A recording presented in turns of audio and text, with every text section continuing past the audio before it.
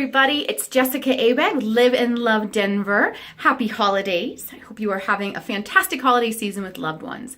I wanted to just say thank you again for an incredible 2018. It's been a wonderful year, and I wanted to thank each and every one of you for your support and your business and your referrals. And I am never too busy for your referrals. So thank you so much.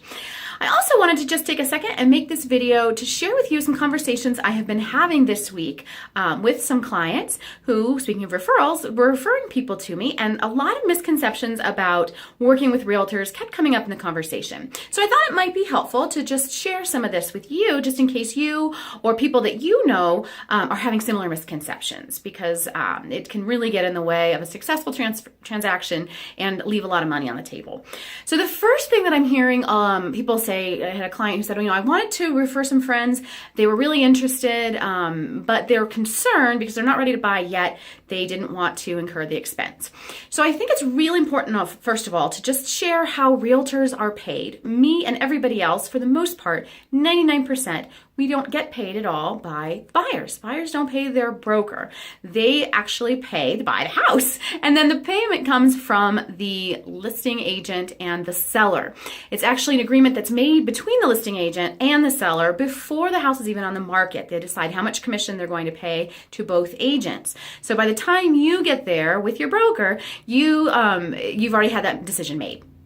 Another thing I'm hearing a lot of times is, I'm going to save money if I don't work with an agent. The seller is going to be more interested in working with me if I don't have an agent. Now, I think this one's really interesting because it brings us back to the first point.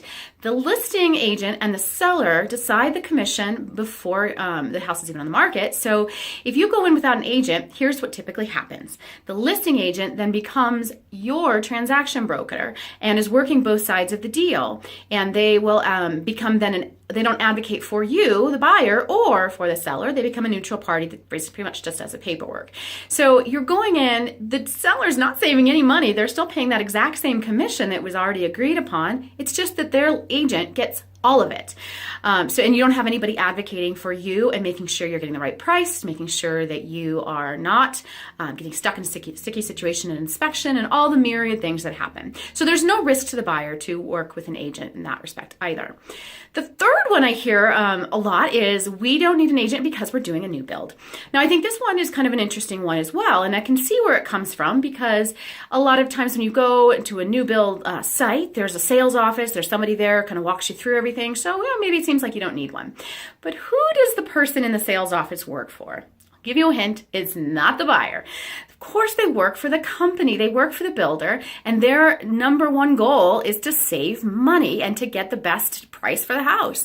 So there's nobody advocating for the buyer in this situation as well.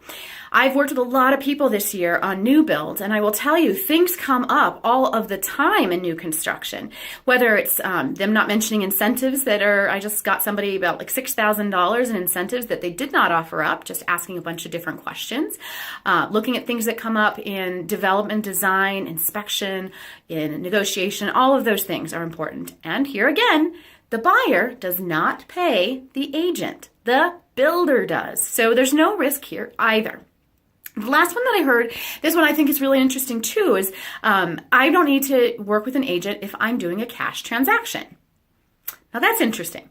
I can see why, maybe you don't need to work with a lender. If you're not getting a mortgage, you're just doing cash.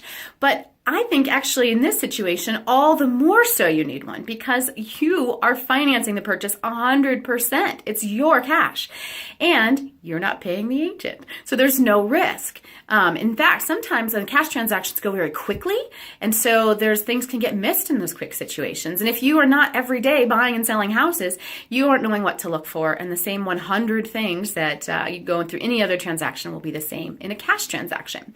So hopefully that sheds a little bit of light, those myths about when I don't need to work with a realtor. Again, this is one of the biggest transactions that you and your loved ones and people in your world are going to be making in their lifetime. And so the idea of doing it without a professional is just an interesting one to me. It's kind of like if I have an appendicitis and I go on WebMD and decided I'm just going to do it for myself to save a few bucks, I don't think it's a very good advisable situation in that one, and I don't think it's great in this one either. The fact, again, that buyers do not pay the agent, once again, takes all the risk away from the buyer. So if you have any questions about this, or if you are referring people who kind of come up with that same concerns or same objections, hopefully that gives you a little bit of insight. Looking forward to 2019. We got a lot of great tours, a lot of great community stuff going on. Got a new fun thing I've got coming up. Stay tuned for that. And I just wanted to again come out, wish you happy holidays, and I'll see you soon. Thanks so much.